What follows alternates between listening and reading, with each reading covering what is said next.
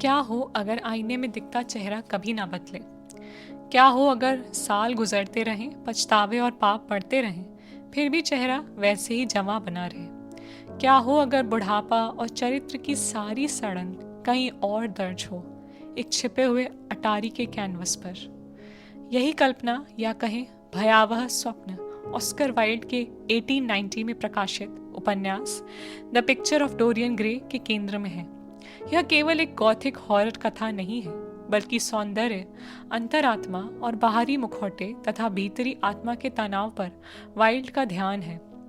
Dorian Gray एक असाधारण रूप से सुंदर युवक है। चित्रकार बेसिल हॉलवर्ड उसका चित्र बनाता है, इतना जीवंत कि खुद डोरियन भी बेचैन हो उठता है। शांत स्टूडियो में ही त्रासदी का बीज बो दिया जाता है। डोरियन उस चित्र को देखकर एक लापरवाह इच्छा करता है कि वह हमेशा जमा रहे और चित्र पर उम्र और कष्टों के निशान झलके, उसके शरीर पर नहीं। यह इच्छा पूरी हो जाती है। लंदन के चमकदार सैलूनों में डोरियन का चेहरा वैसे ही दमकता रहता है, पर अंधेरे अटारी में बंद चित्र बदलने लगता है। हर क्रूर शब्द, हर विश्वासघात, हर स्वार्थी कर्म चित्र पर एक दाग, एक शिकन छोड़ जाता है। वाइल्ड ने यहाँ एक दृश्य अंतरात्मा गढ़ी, जो आत्मा का आईना है। शरीर जस का तस, पर भीतर का व्यक्ति विकृत होता जाता है। अधिकतर परंपराओं में शरीर बदलता है, आत्मा शाश्वत रहती है। भगवत गीता में कृष्ण जी कहते हैं, जैसे मनुष्य पुराने वस्त्र त्याग कर नए वस्त्र धारण करता है, वैसे ही आत्मा पुराने शरीर त्याग कर नए शरीर में प्रवेश करती है। जन्म से युवावस्था और बुढ़ापे तक शरीर बदलता है, पर आत्मा साक्षी वैसी ही रहती है। डोरियन ग्रे इस क्रम को उलट देता है। शरीर जस का तस रहता है, आत्मा बूढ़ी और कुरूप होती जाती है। यही उल्टाव कहानी को विचलित कर देता है। वह पूछता है, हम असल में किससे डरते हैं, झुर्रियों और सफेद बालों से या चरित्र के धीरे धीरे सड़ने से? वाइल्ड इशारा करते हैं कि असली भय नैतिक पतन का है, शारीरिक बुढ़ापे का नहीं। उपन्यास की चर्चा लॉर्ड हेनरी वॉटन के बिना अधूरी है। बेसिल के स्टूडियो में पहली बार जब हम उन्हें देखते हैं, वे चतुर, सजीले, चुभते हुए, चुटीले कथनों से भरे हुए हैं। वह डोरियन से कहते हैं, युवा और सौंदर्य ही जीवन की सबसे बड़ी पूंजी है। हर चाह पूरी करो, किसी प्रलोभन का विरोध मत करो। हेनरी कभी हथियार नहीं उठाते, ना ही डोरियन को अपराध करने का आदेश देते हैं। वे तो बस एक स्वर हैं, सूक्तियों में लिपटी एक दर्शन धारा। यह स्वर डोरियन को मोहित कर लेता है, जो अभी भी युवा है, स्वयं को लेकर अनिश्चित है। हेनरी उसके भीतर पहले से मौजूद अहंकार और सुख लालसा को उभार देते हैं। कई पाठक हेनरी को खलनायक कहते हैं, पर वाइल्ड ने उन्हें सीधा खलनायक नहीं बनाया। वह प्रलोभक भी हैं, पर साथ ही परीक्षक भी। त्रासदी इस बात में है कि डोरियन ने उसी स्वर का अनुसरण चुना। साल गुजरते जाते हैं, पर डोरियन का रूप अपरिवर्तित रहता है। समाज उसकी जवानी पर मोहित रहता है, सच्चाई से अनजान। पर उस बंद कमरे में रखा चित्र भयानक होता जाता है, उसके कर्मों की विकृत प्रतिछाया। चित्र याद दिलाता है कि हर कर्म का परिणाम होता है, भले वह नजर ना आए। पर मानो कर्म सिद्धांत जैसा है, हर चुनाव आत्मा पर एक छाप छोड़ता है, जो आगे के जीवन को आकार देती है। पर डोरियन इस भौतिक अपरिवर्तन को दंड मुक्ति समझ लेता है और गहरे पाप में डूबता चला जाता है।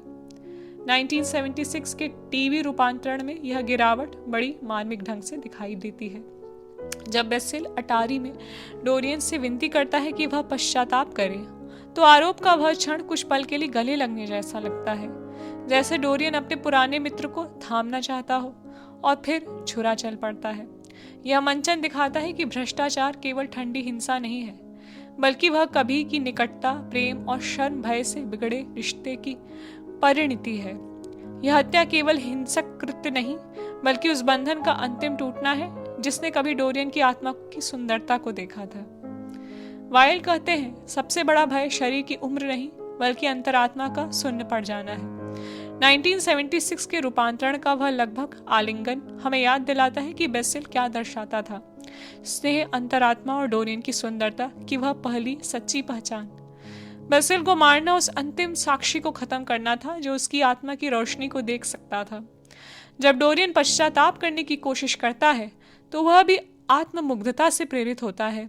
सोचता है कि एक अच्छा काम चित्र को शुद्ध कर देगा, पर यदि उद्देश्य अब भी स्वार्थी हो तो आत्मा शुद्ध नहीं होती। चित्र और भी भयावह हो जाता है। डोरियन चित्र पर ही छुरा चलाता है और उसी वार से अपनी जान ले बैठता है।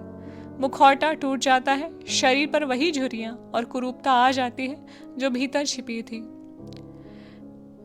यही वाइल्ड की गूढ़ सीख है। शब्द लुभा सकते हैं, मजबूर नहीं कर सकते। स्वर फुसला सकता है, चुनाव आत्मा करती है। लॉर्ड हेनरी का चुटीला निंदकपन उस सर्प जैसा है जो अदन के बाग में फुसफुसाता है। अदन यानी एडम या अदम। पर पतन डोरियन का अपना है। इसलिए अंतिम अध्यायों में हेनरी अब भी प्रसन्नचित्त और बेफिक्र रहता है, जबकि डोरियन अपने कर्मों का बोझ ढोता है। कहानी बताती है कि हम दूसरों के शब्दों के लिए उन्हें दोष नहीं दे सकते।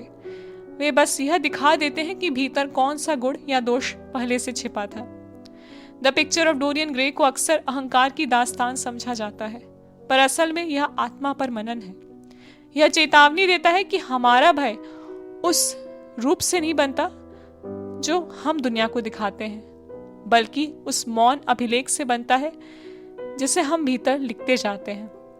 आज की छवि केंद्रित दुनिया, फोटो, प्रोफाइल और सजी धजी उपस्थिति में भी वाइल्ड का यह शताब्दी पुराना उपन्यास प्रासंगिक है।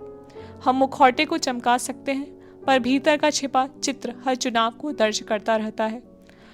लॉर्ड हेनरी याद दिलाते हैं कि प्रलोभन अक्सर आकर्षण, चतुराई और मुक्त दर्शन के रूप में आता है।